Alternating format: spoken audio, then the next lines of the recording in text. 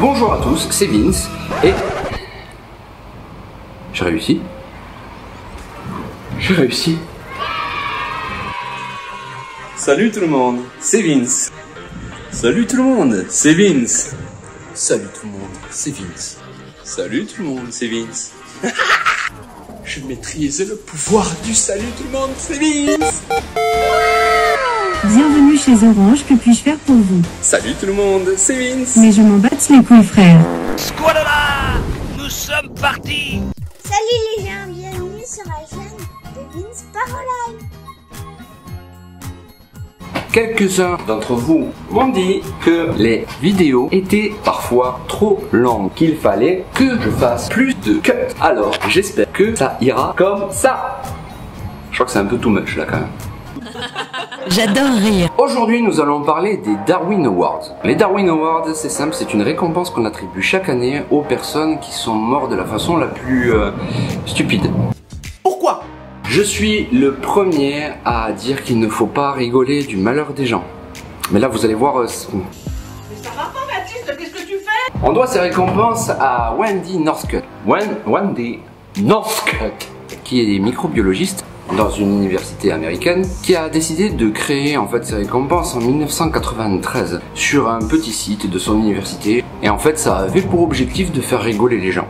Comme il y a eu beaucoup de critiques et de commentaires négatifs, elle a voulu justifier son action en disant « J'ai créé les Darwin Awards pour en fait faire évoluer les mentalités et faire évoluer l'humanité. » Bien évidemment. Bien évidemment. Bien évidemment. Faut pas se moquer, c'est pour apprendre, c'est pour évoluer. C'est pas... Mais oui, c'est clair. Donc cette vidéo a pour but de élever les consciences et les esprits. Ok. J'ai sélectionné pour vous quelques histoires qui valent le détour quand même. La première histoire est peut-être la plus connue. C'est l'histoire d'un pêcheur qui habitait à Toronto, au Canada. Je sais pas faire l'accent. Toi, tu sais ce que t'es un délinquant. Qui un jour a décidé de partir à la pêche avec son chien.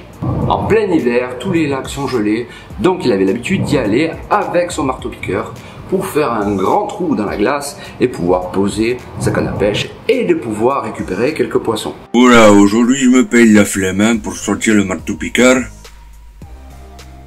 Il me reste pas un peu de dynamite par là? Bah oui.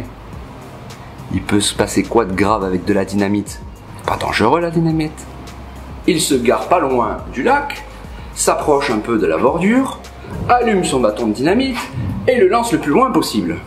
C'est juste que quelques secondes plus tard, où il a compris qu'il avait fait vraiment une grosse bêtise, quand son chien, superbement bien dressé, lui a ramené le bâton de dynamite. Yuki, viens ici! Non, touche pas!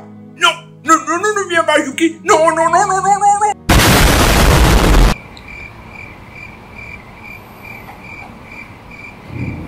Ok. Deuxième histoire, et là nous partons vers les rues mexicaines, où un jeune caïd a décidé d'impressionner tout le monde en jouant à la roulette russe. Tu crois que j'ai pas les couronnes de le faire? Passe-moi un flingue! Après, il n'a pas eu la bonne idée, il a décidé de jouer à la roulette russe avec un pistolet automatique.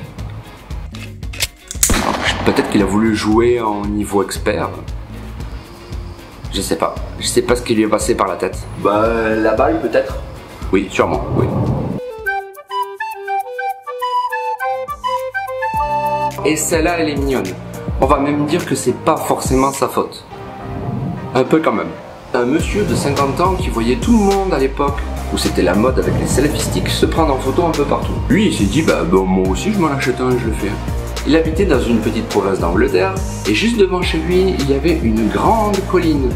C'est parfait pour faire des jolies photos. Un soir d'orage, il s'est dit, si je montais sur la colline, ça ferait une super photo avec la foudre qui tombe derrière moi. Il est monté sur la colline avec sa perche de selfie, et au moment de prendre la photo, la foudre n'est pas tombée derrière lui. Et ça fera une jolie photo.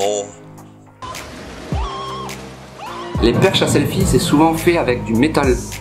Et il n'y a rien de mieux pour attirer la foudre. C'est logique.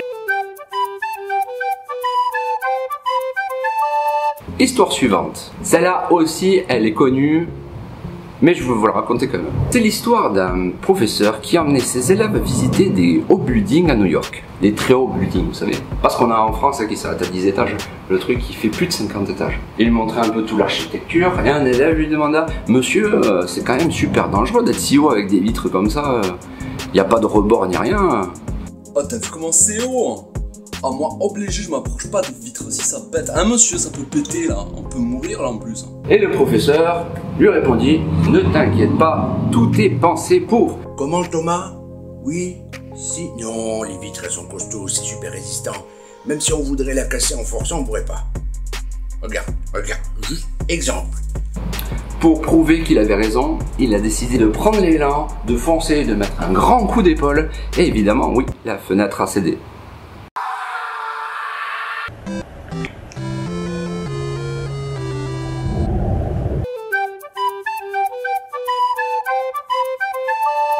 Une autre histoire qui pourrait avoir comme moralité que la rancune, ça ne sert à rien. Un monsieur qui était très énervé envers une autre personne a décidé ni plus ni moins de lui faire une lettre piégée. Vraiment, avec les explosifs et tout. Hein. Il a passé beaucoup de temps à la fabriquer et l'a envoyée par la poste. On va voir qui c'est le marchand. Je te prépare une belle petite lettre, tu vas pas être déçu. Il avait juste oublié une chose, c'est le timbre. Donc évidemment, la lettre est revenue chez lui quelques jours plus tard. Y'a pas de timbre, c'est qui ça?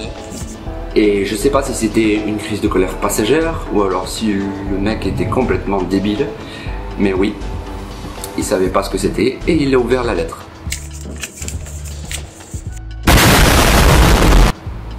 On peut dire que c'est l'arroseur arrosé. Même si je pense que c'est les murs de chez lui qui ont été bien arrosés.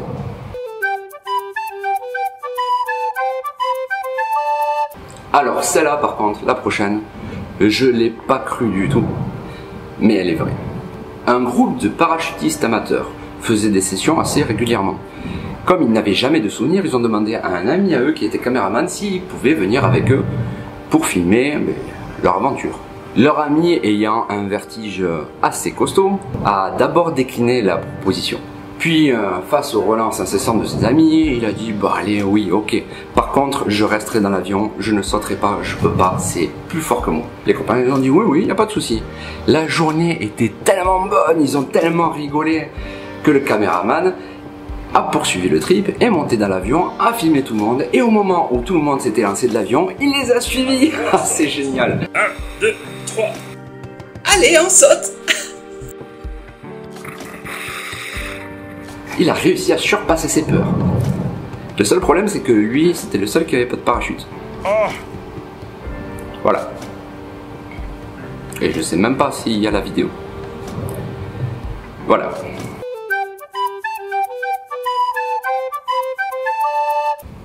Une autre aussi assez sympathique. Une femme a été voir son mari pour le grand nettoyage de printemps. Elle lui a dit « Écoute chérie, je m'occupe de toute la maison, du premier étage et du deuxième étage, et toi tu t'occuperas de la cave, de nettoyer, c'est là où il y a tous tes outils et tout ça. » Lui, il n'avait pas envie, il avait d'autres choses à faire, mais il l'a fait quand même. En descendant dans la cave, il a vu des toiles d'araignée géantes partout. Plutôt que de prendre un balai et de nettoyer comme lui a dit sa femme, petit à petit, quitte à mettre un peu de temps, il a eu une super idée. Il s'est dit, si je prenais une torche et que je foutais le feu, ça irait plus vite. Alors oui, ça a été vite. Oui, bon, d'accord, j'ai fait de la merde, mais on va sortir et puis c'est bon. Ça a été tellement vite qu'en fait, il a réussi à cramer la cave, le rez-de-chaussée, le premier étage et le deuxième étage avant de sortir. Sa femme n'a rien. Lui, par contre, est... Donc des fois, prenez le temps de faire les choses bien. Et on va finir par la plus belle. La plus belle histoire que j'ai lue en étudiant les Darwin Awards, c'est l'histoire de Augusto. Augusto n'avait pas trop de moyens. Augusto était en colère contre la société. Augusto vivait de vols et de petits larcins. Et un jour, il a décidé à l'étape supérieure. Tellement supérieure que c'est supérieur dans les nuages. Il a décidé de braquer un avion.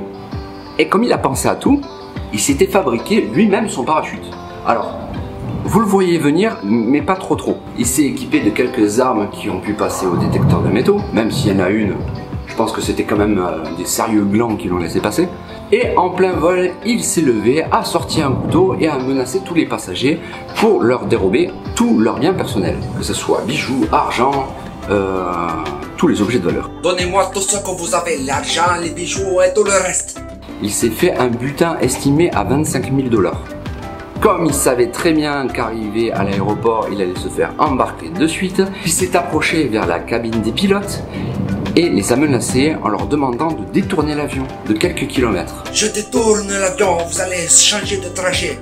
Bon, les pilotes, ils ont réussi à trouver le truc et à dire non, on peut pas faire ça, on n'a pas assez de carburant, donc il faut qu'on suive le trajet initial. Alors Augusto a trouvé une idée, descendez en rase-motte et moi je sauterai de l'avion. Comme ça, personne ne m'arrêtera. Ah, il n'y a plus d'essence. Ah ben vous descendez alors. Je vais sauter. Bon, les pilotes, je pense qu'ils se sont dit ouais, vas-y, on fait ça. Pour le bien de tous les passagers, il va se tuer et puis on n'en parle plus. Mais l'histoire, ça s'est pas arrêté là. Il a emmerdé tout le monde dans l'avion, les stewards et les hôtesses de l'air, pour dépressuriser l'avion et ouvrir la porte arrière. Au début, grosse bagarre, ils ont pas voulu, finalement ils ont cédé, ils ont ouvert la porte. Et c'est là qu'Augusto a essayé de sauter de l'avion. Sauf qu'avec la vitesse, la hauteur et la dépressurisation, il n'a pas réussi à sauter de l'avion du tout. Donc lui vint une idée de génie. C'est là où je vous disais qu'en fait le détecteur de métaux, bof, il a sorti de son pantalon une bonne grosse grenade des familles et a décidé de vouloir la faire péter dans l'avion. Un des stewards qui était assez réactif l'a attrapé et a réussi à le balancer en dehors de l'avion. Dans un dernier geste, Augusto, avant de sortir de l'avion, a réussi à dégoupiller la grenade et à balancer dans l'avion la goupille. Vous allez tous mourir todos ustedes. Tenez. Et mierda. Un prix Nobel le mec. Donc oui, il est tombé au sol et a explosé. Apparemment, Augusto n'a pas laissé une super trace dans l'histoire, hein. Ni par terre d'ailleurs. Hein. Il est où le respect? Voilà, c'était une petite vidéo. Alors je sais, il y a plein de personnes qui l'ont déjà fait, mais ça m'a fait rire quand j'ai commencé à lire ces histoires. Alors comme Wendy nous l'a dit, c'est pas pour se moquer, hein, c'est pour faire évoluer les pensées. Hein. Très bien, d'accord? Ouais, vous pouvez partager la vidéo, vous allez voir, ça va sauver des vies. Vous pouvez mettre un j'aime, activer la cloche, comme ça vous serez averti à chaque fois que je mettrai une vidéo. Et vous abonner si vous n'êtes pas déjà abonné. Comme je vous l'ai déjà dit, c'est assez important et ça va me permettre de continuer d'avancer. Si vous aimez les formats comme ça, vous pouvez le marquer en commentaire. Il y a plein de Darwin. Je referai peut-être une autre vidéo dès qu'il y aura un stock qui sera rempli, mais il y en a plein d'autres quand même. N'hésitez pas à me suivre sur mes réseaux sociaux, que ce soit Instagram, TikTok, Facebook, Twitter, non. J'arrive pas à Twitter, désolé. Et on se retrouve bientôt pour une prochaine vidéo. Là je laisse la parole à ma fille. Allez, on se retrouve bientôt. C'était Vince. Ciao.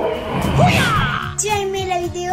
Alors mets un j'aime, abonne-toi, mets la cloche et tu peux mettre tes commentaires dessous. C'est la chaîne de mon papa, alors t'as intérêt à le faire. Je compte sur toi, bisous.